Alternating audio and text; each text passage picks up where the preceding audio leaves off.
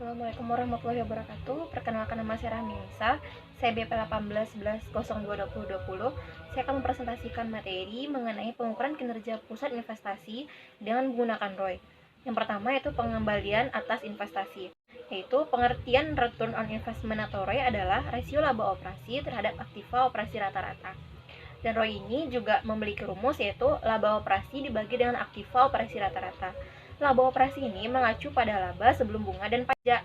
Aktiva operasi atau aktiva aset adalah seluruh aktiva yang digunakan untuk menghasilkan laba operasi, termasuk kas, piutang, persediaan, gudang, dan peralatan.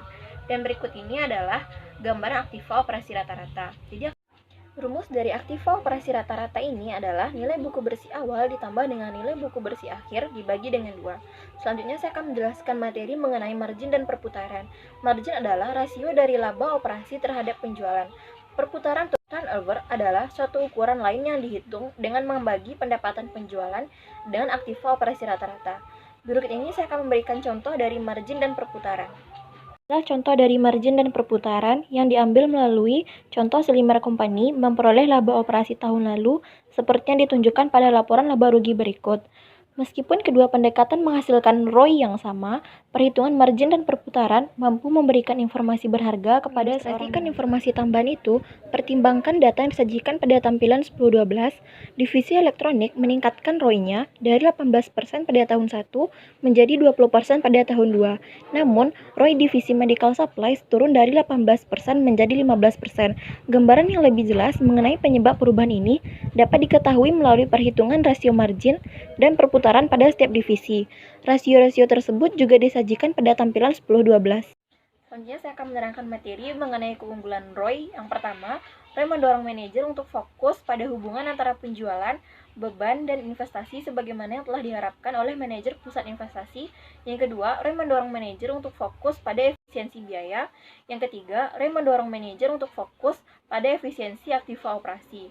Selanjutnya mengenai kelemahan pengukuran ROI. Yang pertama, ROI mengakibatkan fokus yang sempit pada profitabilitas divisi dengan mengorbankan profitabilitas keseluruhan perusahaan.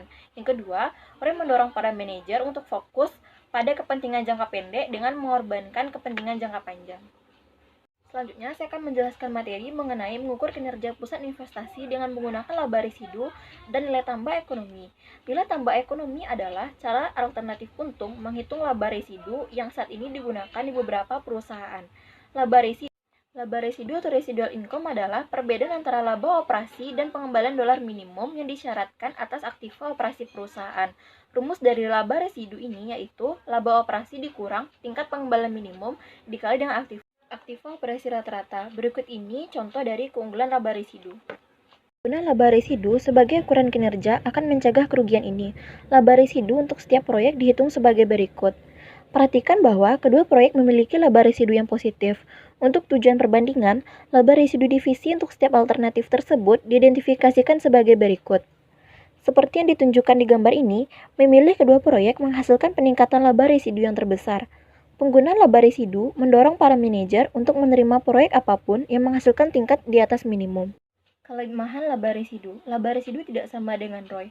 Laba residu adalah ukuran absolut dari profitabilitas. Jadi, perbandingan langsung dari kinerja pada dua pusat investasi yang berbeda menjadi sulit karena tingkat investasinya juga berbeda. Dan inilah contoh dari laba residu. Sebagai contoh, pertimbangkan perhitungan laba residu untuk divisi A dan divisi B, di mana tingkat pengembalian minimum yang dimintanya adalah 8%. Ada kecenderungan untuk menyatakan kinerja divisi A lebih baik daripada divisi B, karena laba residunya 3 kali lebih besar. Akan tetapi, perhatikan bahwa divisi A jauh lebih besar daripada divisi B, dan memiliki aktiva 6 kali lebih banyak. Salah satu cara memungkinkan untuk mengoreksi kelemahan ini adalah menghitung pengembalian atas investasi dan laba residu, serta menggunakan kedua ukuran tersebut untuk evaluasi kinerja. Kemudian, ROI bisa digunakan untuk perbandingan antar divisi. Selanjutnya, saya menerangkan materi mengenai mengukur kinerja pusat investasi dengan menggunakan EVA. EVA ini adalah laba bersih dikurangi dengan total biaya modal tahunan. Dan EVA ini juga adalah laba residu dengan biaya modal yang sama dengan biaya modal aktual dari perusahaan sebagai ganti dari tingkat suatu pengendalian minimum yang diinginkan perusahaan karena adanya alasan.